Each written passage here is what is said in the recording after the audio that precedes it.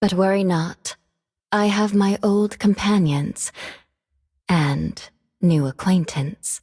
大家好，我是小雨。今天我们来看一下改版内容，顺便让大家看一下我都是怎么去适应改版的。我们点左边的这个活动点进去，然后再点最左下方的图示选项，这边点进去就可以看到改版内容了。然后我们要做的就是把英雄相关调整跟战场相关调整一个字一个字的看完。不过据我了解，一般玩家应该有50%以上是不管改版内容的，另外的48%呢是会看的，但是并不会看得非常仔细，可能就是针对自己有玩的英雄啊，或是自己有兴趣的英雄，快速的把全部内容划过，然后速读完毕就开始进入游戏开始玩了。包括我在当 UP 之前，其实也是属于这48%的这种玩家，再加上我自己认为我对游戏的机制理解非常足够，但我现在认为只这样做是显然不够的。在我当了 UP 之后，因为大家都会对我提出问题来询问嘛，所以变成几乎每一只英雄，还有相互的技能碰撞关系，还有地图上的野怪、小兵出生时间，还有每一个东西的作用。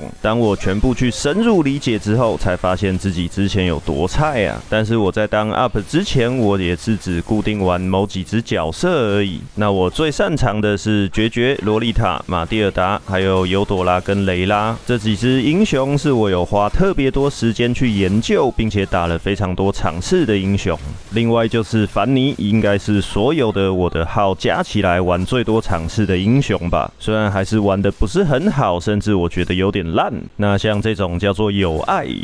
就玩得下去，没有爱就早点放弃。至于其他我玩的比较好的英雄，大部分都是为了补位去练的。再来剩下的呢，就是为了拍教学而练的。拍完觉得好玩，并且梯度够强，我就会在没办法选到要拍的英雄的时候拿出来玩一玩。但若是拍完觉得不太好玩，或是觉得自己玩得很差的话，可能就不太会再选了。不过在这个过程，让我能够了解玩什么会有什么想法，变得特别会去应对任何一位英雄。剩下的2%玩家大概就是差不多像我这样，大部分都有看玩家理解，也会花时间练脚或开练习场做测试。那么你是哪一种玩家呢？好，为什么前面我要加那么多废话？就是因为强度调整会影响到英雄的梯度，想上分就得找被改到强到坏掉，而且不会被禁的英雄来玩，这就是真理。所以我们才必须每次改版都要仔细看完改版内容，会对我们上分有很大的帮助。那我这边就快速的把重点抓一下，也算是分享一下每次改版的第一时间我们都是怎么适应跟解读的。那这次改版最重要的重点就是策划的话，若是懒得看下面密密麻麻的内容，至少把这边给看完，才能够在新版本的第一场游戏之前先有心理准备，更方便一边玩一边理解。那么简单来讲，就是降低打野速度，打野会慢一点才到4级。另外就是补血跟减治疗量都被降低了，再来就是韧性现在可以对击飞生效了，不只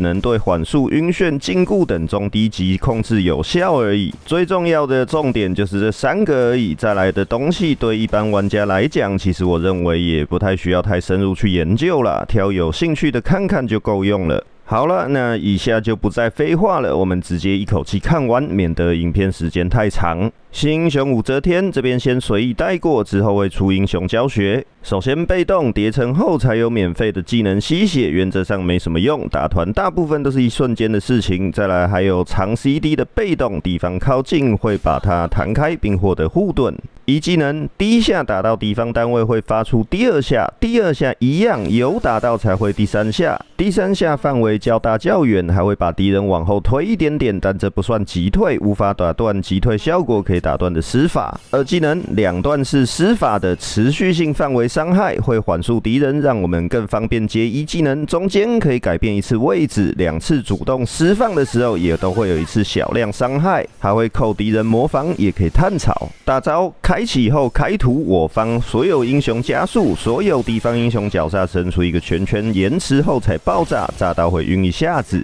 然后武则天所有技能都是有时间性的类型，但是都可以接连着施放一起用，也就是说一个技能在引导施法的时候就可以直接按其他技能了。简洁评语：单排双排打强的玩家没用，打观念不好的很强，类似于嫦娥的定位感受。再来看英雄调整，拉斐尔重做被动，可以指定立即复活一个队友，前摇很长，并且在施法期间降低自身移速，所以还得在自身不是很危险的时候才方便使用。前期 CD 很快，后期队友复活时间越久 ，CD 就越长。一技能微调 CD 时间和判定，简单来说就是削弱前期，加强后期。亚蒙移除普攻回 CD 的机制，改为解除伪装后的普攻一次性回 CD。现在玩法会更偏向他哥古星的感觉，而不是要黏着敌人斩陈述，所以天堂之雨可以拔掉了。阿洛特增强前期的回血能力，削弱后期和攻击装的收益。二技能戳完敌人后会短暂加速，点大招还会缩短给敌人标记的时间，更容易拿来用二技能连技，拉扯的能力增强。大招推人现在只能被压制打断，目前压制效果也只有弗朗哥跟卡加而已，所以原则上不会被断，因为通常就算选了弗朗哥还是卡加，看到阿洛特放大招想打断他也来不及啦，只有预判性使用才可能断得了。后面还有卡蒂塔、库弗拉、拉普也是得到这样的增强。那这个改动其实是变相削弱了马尔提斯，能预判性断招的少了4个了。莱斯利，请在出装方案上摆上魔能枪，然后一技能开启后的 0.5 秒期间伪装不会被断，可以持续走位跟点出真伤，这算是个超级加强。毕竟莱斯利就是靠一技能走位、闪技能点人的。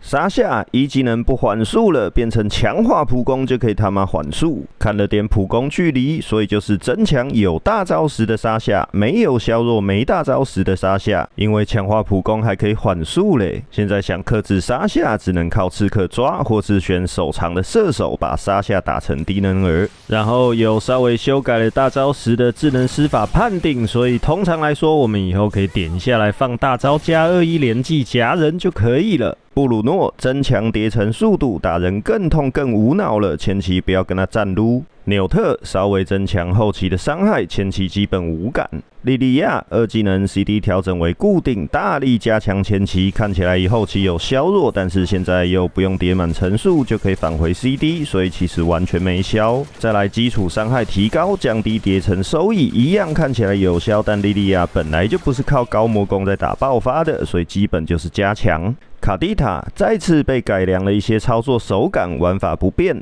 但现在大招只会被压制打断，这点对于卡蒂塔来说算是超级加强，因为卡蒂塔都要冲锋陷阵，前摇也算长，大招比较容易被打断，有时候需要用大招来规避伤害，所以现在已经救不到被卡蒂塔控制到的队友了，也更难杀到卡蒂塔了。神乐加强被动的护盾，再加强二技能离开闪的解控之后，多了一个短暂的免控效果，跟洗礼一样的效果。注意，解控跟免控是不一样的，解控是被控制了才开技能解除负面效果，免控则是期间无法被控制。结论：神乐出场就是用来克制控制太多的敌人们，或是拿来应对刚才讲的卡蒂塔被控了会无解之类的敌人。星梦现在使用暗形态大招的期间，也能使用光的一技能了。所以大家记不记得我说了一个口诀？我用星梦一整个暗晚可以射7次，所以可以应用到有危险的会战上。暗形态大招开始喷射，可以顺畅射完的话，按的算6下，第7下用光的，这样可以马上用光形态大招。但若是没法射顺畅的话，就建议第4次或第5次就转光，不像之前按的一射出去就不能射光的了。当然，在完全没危险的会战安全期，我们也可以用之前一样的方式，一整个暗晚射7次这样做。总而言之，就是要确保我们在等光 CD 空窗期的时候不会被秒杀就可以了。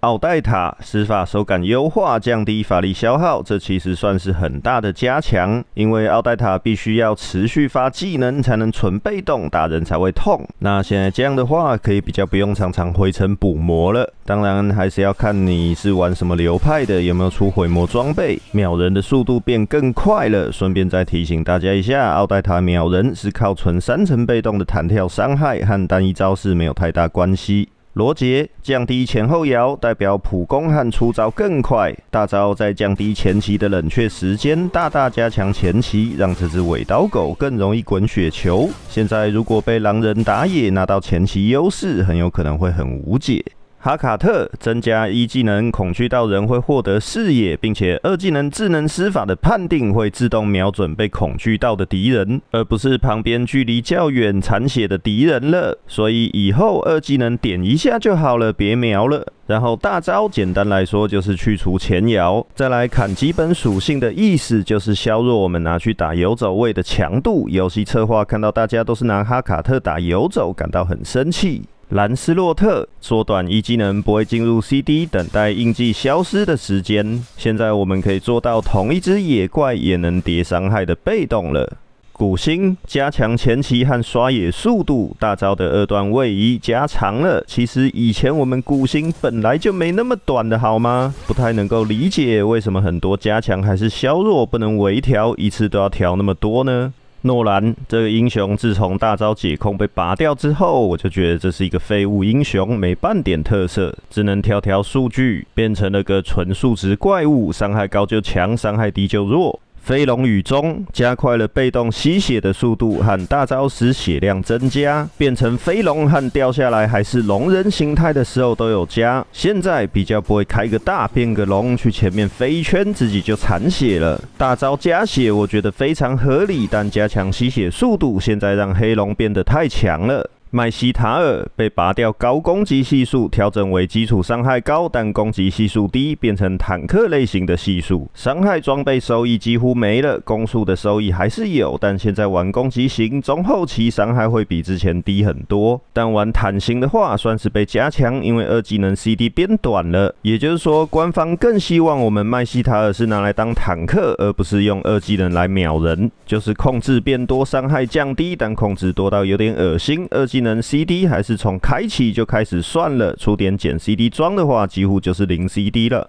艾克斯大招的伤害间隔和伤害减半，次数从7次变成2倍14次，总伤害不变，代表大招转出去就能快速叠满温度，更容易掉出瓶子，而且在转的时候不会再捡瓶子浪费瓶子了，以增加收益。大招转完爆炸时才会把附近的瓶子直接收回，和2技能差不多意思，大大减少了打团战时大招放掉后没有护盾的空窗期，野怪也会掉瓶子，挤在一起烧是有可能大招完直接回满能量获得护甲的。乌拉诺斯被动叠层，如今除了回血，还可以增加微量的普攻伤害。值得一提的是，现在普攻是魔法伤害，所以可以触发命运课中加防的被动，然后1技能也不用叠层了，改为叠被动就直接加1技能的伤害。所以现在乌拉诺斯只需要专心的去维持20层被动就可以了，不需要再去死命追着敌人黏才会有伤害了。拉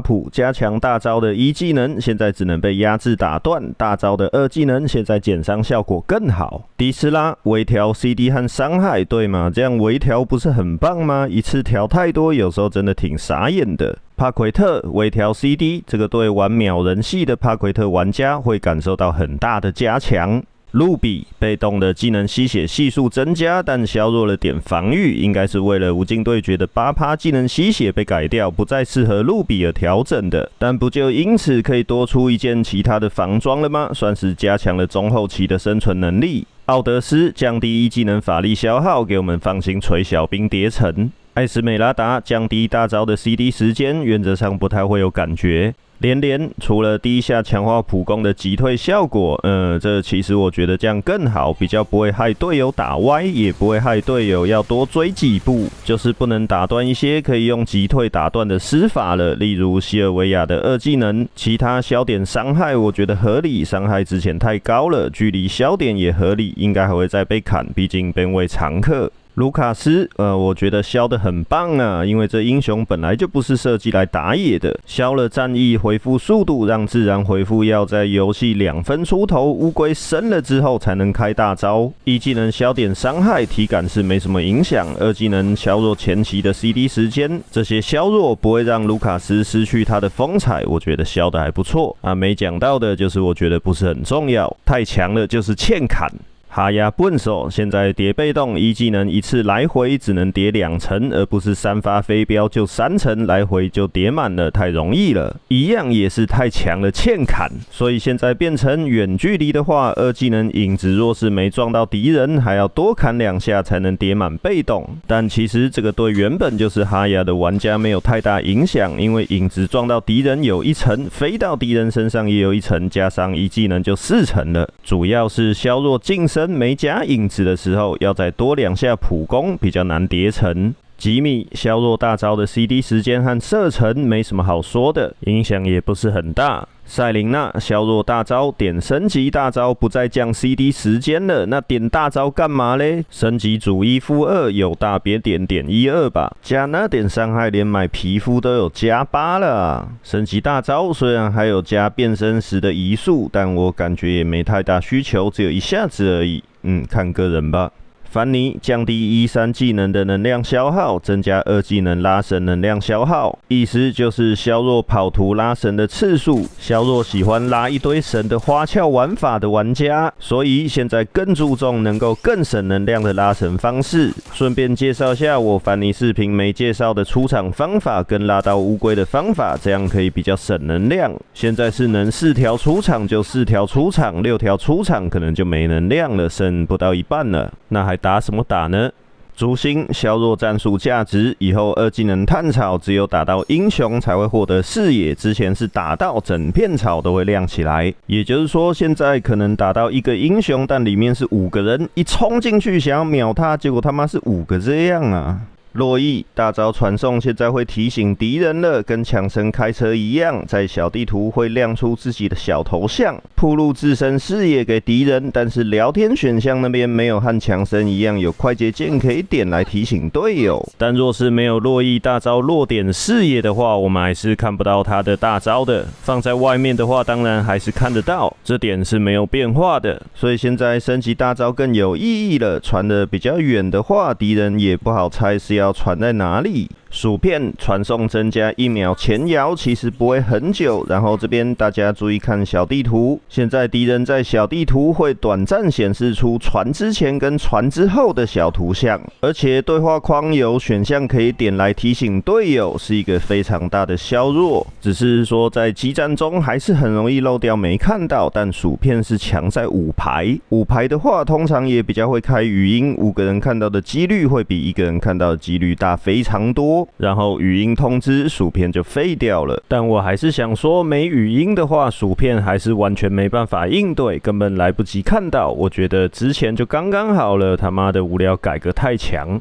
艾斯特斯配合减治疗效果改动，降低减治疗量，然后新增连接队友时会增加队友的防御。这个改动可能会让奶爸打1级团变得很猛，1级直冲敌方 buff。我认为也许搭个人马打野或是迪亚斯打野会有奇效。马蒂尔达一样是配合减治疗效果修改，砍了也算是减治疗量的护盾。洛林大招以后不会忽视减治疗的效果了，不过如果对面若是没有出减治疗的装备，会变得反而补得更多了。安卓拉降低护盾和护盾吃魔攻的系数，有点可怜。路人的安卓拉就是欠检举。霸下专门克制治疗部队的打野或经验路，没什么特别的改动，但是最好不要拿霸下去走游走，非常烂，没什么控制。恐龙巴特兹被动叠层双抗提高，然后现在只有勃起到最硬最大的状态下才能获得韧性了，所以现在不只是又大又硬就够了，一定要最大最硬才恶心得到赛琳娜。0新增效果，被大招击飞的目标会多被缓速1下子。用来打没有出韧性装备的敌人来说更强了。通常中路都不太会出韧性鞋，意味着抓后排更强，打前排会弱一点。顺带提一下，零的大招可以指定方向来释放，而不是点一下就好，这样可以控制4把剑的落点在我们想要的位置，接技起来会比较顺畅。这个在我零的教学视频里是没有提到的，因为我也是后来才知道的。库弗拉一技能降低后摇，大招不可被打断，现在可以不必再大闪了，直接闪大，不会再轻易被打断了。现在一技能接大招变得非常顺畅。米诺陶防御回调，让牛不再是一条软边。阿特拉斯，原来阿特拉斯的大招不是爆摔，是击飞啊！所以好吧，没有补偿击飞或判定，而是增强了被动，缩短黏人冰冻的时长，让我们更容易把敌人冰起来。这边看到雷拉的装备前面是没有任何韧性的，然后后面我再把它买2件韧性装备，再用大招尝试一下，就非常明显停在空中的时间缩短了非常多了。后面有关几个击飞，我就不再放片段了。桂尼维尔加强2技能击飞时长，让我们接技更有 KOF 的感觉。维尔加强2技能的击飞时长，这个我这几天有被恶心到，反应的时间变短了。尤其我们在玩后排输出的时候，有时候不一定会出韧性鞋，感觉就非常明显。这几个击飞时长的增强都是没出韧性鞋来应对的话，都会很难受，可以算是10打10的加强。但有出韧性鞋的话，其实是有削弱一丁丁的，虽然感觉不太出来就是了。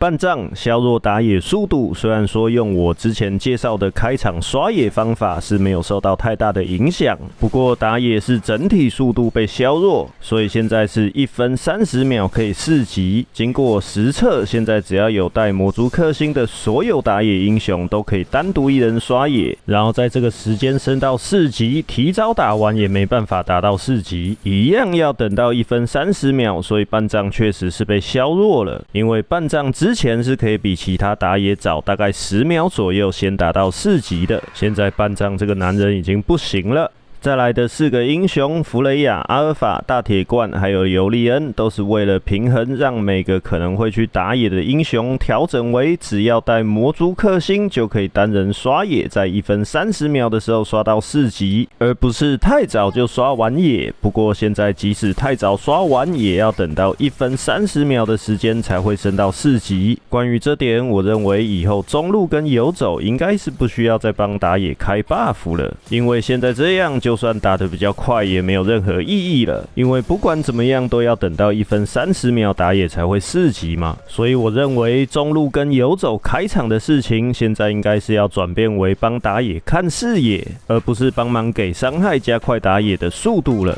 也可以躲中路草丛打一波，或是直接去入侵对面野区打1集团，再加上现在 buff 25秒才刷新，打1集团的频率一定会越来越高的。然后阿鲁卡多、悟空、剑锋这3个英雄一样是为了跟上这1分30秒的时间而调整的。再来打野相关调整，打野鞋附魔增加伤害，但射手使用不再提升伤害，意味着削弱了走打野位的波波鲁跟格兰杰。神龟水流调整为乌龟刷新前到乌龟被击杀的时候都会一直存在。那因为乌龟第一只一定是在经验路出生，所以这个改动就是希望金币路有时候也能够参加第一波的乌龟团战，因为水流是从金币路走过来乌龟才有加速的，所以现在金币路射手对兵线的控制要求更高了，打完乌龟再乘着水流再回去金币路。大家可以看这个片段的小地图，我们的沙夏这一场就是这么做的，金币路的趋势应该就是会变成这样了。经验路炮车提高2到5分的经验，加强经验路中期的统治力。从2分才开始提高的意思就是不让第一只乌龟出生之前让经验路拿太多经验，导致和先前某一个版本的时候一样，游走跟中路前期跑去分经验，会导致对上专业玩家完全没有游戏体验。所以2分之后把经验提高，通常游走已经4级了，才不会起到前期固定的战术打法，而路人局是不可能配合的那一种。这个改动也鼓励大家不要只抓金币路的射手，现在抓2到5分的经验路，抓成功的话可以拿到更多的优势。有没有抓死都无所谓，把经验路打回家也行，但记得吃塔逼就好，不要推塔，让防御塔把小兵杀掉，可以很好的压制经验路。两边的河蟹刷新时间缩短，防御砍掉变软了。现在第一只刷新时间是42秒，杀掉之后每45秒刷新。但是大家要注意，这些秒数都有可能会常常被改的，所以看改版内容非常重要。不过河蟹的秒数并不是特别重要，只有打高分场的5排才会比较重要一些。再来红蓝 buff 刷新时间调整为25秒，所以我们现在游戏开始移动的话，是可以直接走到对面 buff 的，更说明了我刚才有提到的开场就可以入侵，不必再帮打野开自家方向的 buff 了，或是打野直接跟游走入侵对面野区偷 buff， 还或是游走跟中路去骚扰一下打1级团也行。其他改动就是所有野怪提升血量和降低伤害，原则上就是为了控制每一个打野位的刷野时间都落在1分30秒左右。战场技能改动，振奋，现在任何英雄开启振奋后，都可以用普攻打出6下有振奋的效果。振奋效果就是无视防御，然后会吸血，然后加攻速，但砍了点吸血量，说是为了配合着版本减治疗效果的改动。猎杀削弱蓝色的冰刺猎杀，时间少了点，比较难追人。增强红色的延吉猎杀，攻击力加了一点点，时间也少了1秒，但并不会有太大的影响，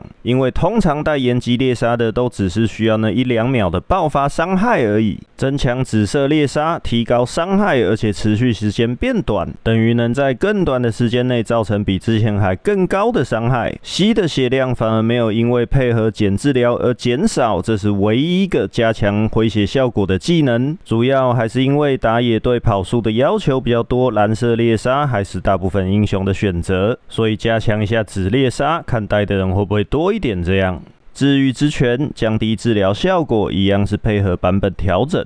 再来看装备调整，无尽对决拔掉8%吸血效果，改为触发时回复物理攻击系数的血量。受益者有兰斯洛特、哈亚笨手、莱斯利等等。原本就是利用技能后打真伤的英雄，然后之前为了8%吸血跟减 CD 才出这件装备的，就可以换其他装备了，例如露比。星宿镰刀打出真伤的冷却时间间隔大幅增加为5秒，然后虽然砍掉了加速，但是增加了 1.5 秒的缓速效果，这明显是为了砍哈里斯嘛，但对于卡琳娜来说不算是一件坏事。卓尔之杖、海魂戟、统御圣盾一样是配合版本调整削弱减治疗效果，没什么特别好说的。战神腰带调整价格和数值，很多仿装的前置血量小件不是很重要。蛮力胸甲增加生命值，提高获得的韧性。现在敌方若是控制太多，出这件蛮力胸甲搭配上韧性鞋，会起到非常好的效果。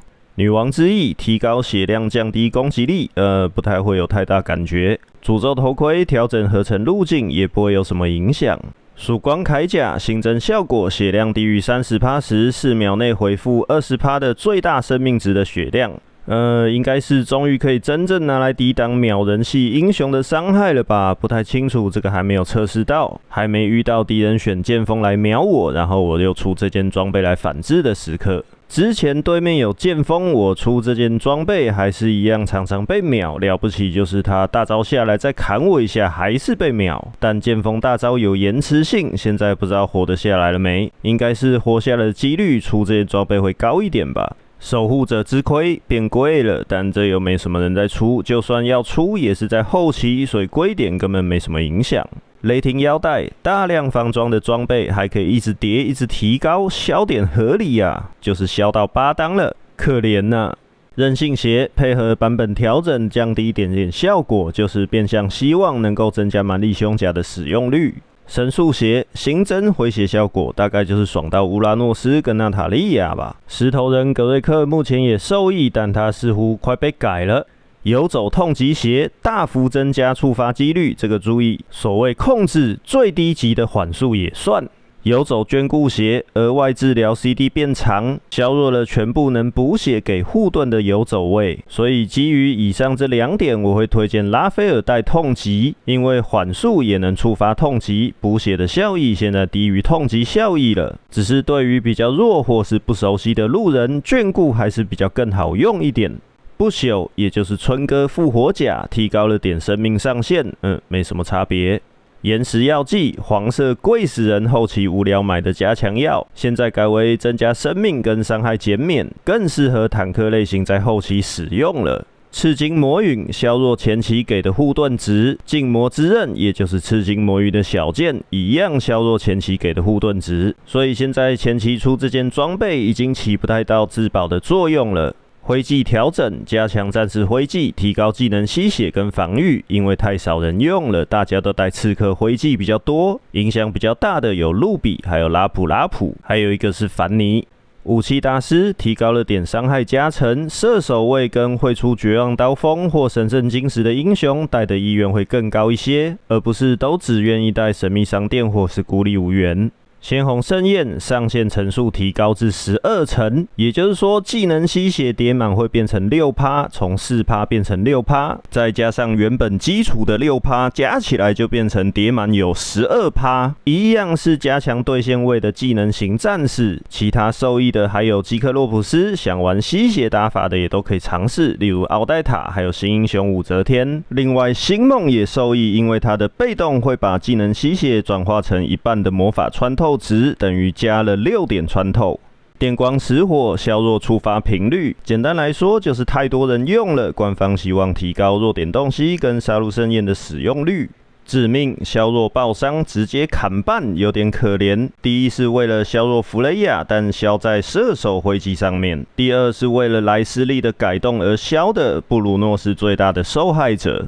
战场规则调整，这个前面刚才都有提到了。现在韧性可以对击飞生效，剑锋和连连除外。阿特拉斯强力谴责，表示不服。百变战场玩法本来不太想讲的，不过考虑到活动到8月5号，而且大部分都有在玩的人，段位不太可能没有在史诗以下，所以还是稍微提一下。第一点，中立领主增加伤害技能，其实只是改了个动作而已，然后领主化身为一条飞龙，没有什么差别。第二点，增加友方领主投掷技能，现在靠近友方领主会亮起一个图示按键，自行点击后骑上飞龙，然后可以指定地点让自己被投掷到该位置。这个玩法我觉得还不错，希望可以一直保留下来，不然遇到敌人的阵容清兵太快，拿领主也打不进去的场子都会搞很久啊。领主的价值不够高，很多时候会打成宁愿分推放领主，两边就一直僵持着打个30-40分钟那样，就是因为领主太弱了。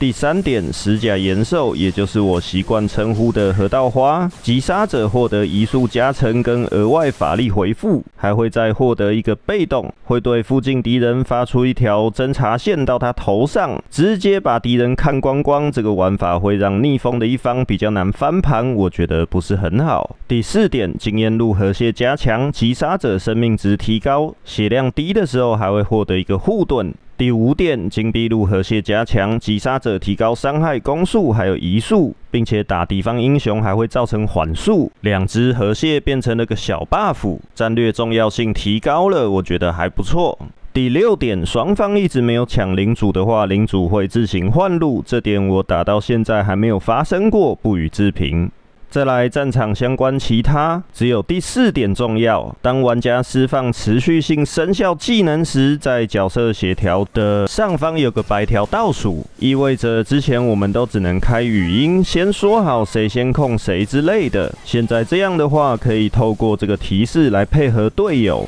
方便在一个控制结束之际，立刻再补上其他控制，以达到团体连击 combo 的效果。这样可以缩小不开语音和有开语音玩家的差距，我觉得还不错。然后有2点，这上面没写的要注意一下。现在游戏内预设信息多了很多，会弹跳出来，有2点非常不好。第一个是开场走到敌方 buff 的时候会亮出来的信息，可以点它发送，但有时候敌方把 buff 拉到草里面，会因为没视野而没有看到敌人，导致说明明敌人在打 buff 跳出来的却是敌人没在打的信息。第二点就是杀完领主冒出来的信息会是跟随领主，我很多教学视频都说了，要先控制兵线，这样会误导路人们，非常不好。修复问题，修复了凡尼飞行过程中一技能可能会触发多次的问题，这个就是之前好多人留言告诉我，凡尼都要打什么无盾才行，我二技能按太慢了，打不出伤害啊！我是不是都回你们说这个一定是 bug， 一定会砍啊？现在就砍了吧！技能说明上面没写又不符合规则的，都一定是 bug 啊！知道 bug 就好好用，要知道游戏策划是中国人，他们也会偷看我的频道的，不然为什么我一出分辨 AI 方法之后，马上就被改得看不出来了呢？先前 AI 的分辨方法可是维持了好几年的呢。在下面内容就不太重要了，普罗迪玩家自己会发现的。其他第三点，这些可能专精玩家也不会发现有这个压制打不打得断的问题。剩下2个系统相关调整跟模式内容也不重要，一个是开始游戏之前的东西，一个是娱乐模式，这不在我的专业范围，就不讨论了。最后我想说一下，每个英雄都有可能有不同玩法，或是在战斗中可以有不同选择性的走向。就像我上一期吉米视频说的，支不支援是选择性的问题，没有对错，但是内容跟机制是固定的。举个例子，玩尤朵拉要秒人，就是要先2技能破甲才会痛，大招先放才能炸到2段伤害，1技能前面有标记才会有第2段伤害，所以要单抓秒人就一定是要231连技，除非可以把伤害算得很准，少一招或是少个伤害，也可以把敌人给秒杀，这就是固定不可逆的，没有什么所谓你要秒人，然后都1、2、3这样放，然后会战也不等 CD 有招就放，也不去叠被动增益效果的玩法，那就是不会玩。没有所谓英雄不是只能一种玩法，而是就算不同玩法，也要建立在目前的机制上面正不正确，违反游戏的设计机制就是不会玩。注意哦，我不是说违反英雄设计机制哦，是违反游戏啊！被提醒了就乖乖改，不要回嘴。有时候我也会被路人或是粉丝骂啊，才发现自己错了，我也不会先回嘴再说啊。甚至要打安卓拉打野出物理攻击装也不是不行啊，但想要玩特殊玩法，我会建议有能力能够打上英雄世界排行前3名的能力再来说，否则就请乖乖照着该怎么玩就怎么玩。被骂了检讨一下自己，我自己也是这样一直检讨才有今天的啊。大家现在也才看得到这些内容跟见解，在游戏中想法比操作重要多太多了，操作失误是失误，跟观念不好而导致犯的错误是完全两码子事情，希望大家牢记。好，你以为要结束了吗？当然还没，因为我还没录完，游戏马上又出调整更新公告了，正好验证了我前面说的，随时都会调整，才15天呢，大家都还搞不清楚就又调整东西了，这就是为什么我非常不喜欢出改版内容讲解的原因了。时间性寿命太短了，我一个视频大概要花2个礼拜左右才能完成，常常做完马上被改，还容易误导不知道的玩家。不过这就不是大改动了，影响也不是很大，通常这种小改动会比版本大改动还要来得感动，就是为了把有一些不小心被调整到太夸张的临时平衡一下，例如拉普拉普、乌拉诺斯。好，那这边我们就接着看完策划的话，意思就是抱歉啊，有些英雄改坏掉了，必须紧急调整一下。英雄相关调整，艾克斯被动，所有技能在叠满温度计后皆转变为真实伤害。为了此加强，削弱了2次大招风火轮的次数，前面我才说了14次，现在就变成12次了，所以我才说改版内容很重要，不只有玩这只英雄有用，而是应对会比较方便。举例来说，这样我们就可以知道什么时候可以教位移来闪避不想提早施爆大招的艾克斯。那这个改动可能会让瓶子掉出来的数量可能会减少，也比较不容易打出大招完后马上回满能量了。吉米仍然太强，所以削弱了移动速度跟大招的缓速效果。我在吉米视频已经说了，是前期打架在强，所以砍移速对吉米来说在前期会是一个挺大的削弱。不然为什么我上期的吉米教学是建议第一排的移速装呢？所以看我吉米教学是没有任何影响的。连连看吧，我就说，毕竟 Ben 位常客还会再削，这次往补血量来削了。那现在这样的话，连连前期的作战能力就差非常多了。毕竟连连的特色就是二技能跟大招的强力控制，在前期4级之前打架还没有任何组合拿连连有办法的话，实在是太不合理了。我觉得削这样应该差不多了 ，Ben 可能还是会 ban， 但这个英雄的游戏总胜率跟 ban 率应该都会下降一些。霸下因为减治疗机制的改动，导致在游戏进入后期之前都太硬，又因为前中期基本不会有减治疗的装备，所以后期霸下和其他人相等条件之后会变弱，因此调整减伤效果，削弱前期，加强后期。左儿从2技能打拍时间缩短之后，让在没大招时的左儿2技能打伤害过快，一直到现在才在被削。如此一来，就会更符合我教学视频的玩法就是了。虽然那时候2技能还没被增强就是了。格兰杰削弱1技能物理加成和移速加成，绝活哥会玩的还是会很强，这个不会有太大的体感。就是原本格兰杰发育不好的话，容易伤害不足，之后会更惨的。乌拉诺斯削弱叠层后所增加的1技能伤害强度当然会下降一些，但不太会有太大影响。不然前期2到7级左右对线能力太强了。拉普大招的2技能减伤砍掉1/3，一样是改坏改太强了，修正一下。唐婉这个比较特别一点，躺着也中枪，降低中后期伤害，砍了2点物理攻击成长。虽然我觉得这样并不会有什么差别。那为什么呢？主要第一个原因就是连连出来之后，唐婉因为有2技能解控，方便克制连连而得到被动式的增强。但因为连连之前都会被 ban 嘛，现在砍这么多就会开始放出来了。再来又因为版本调整，让霸下、拉普、露比等战士崛起。他们的特色就是硬，然后控制也有，但缺点就是灵活性没有到很高，没办法碾死婉就都可以很好的去克制这些英雄。另外打野位的速度被砍了，婉前期最弱的时候被抓的机会也变少了。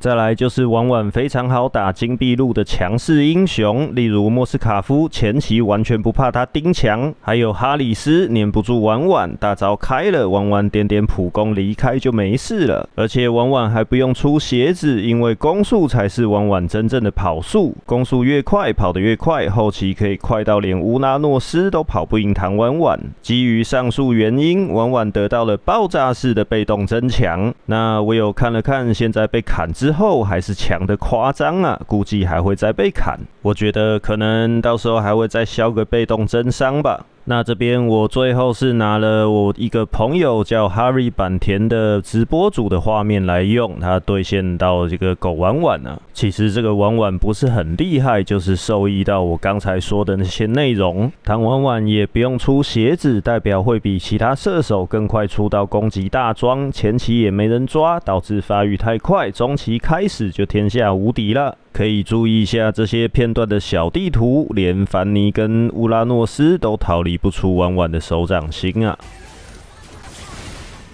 没有机会打伤害，抽骑士阵容只能靠你的无人诺斯，靠谁都没有差别，这队友的水平太。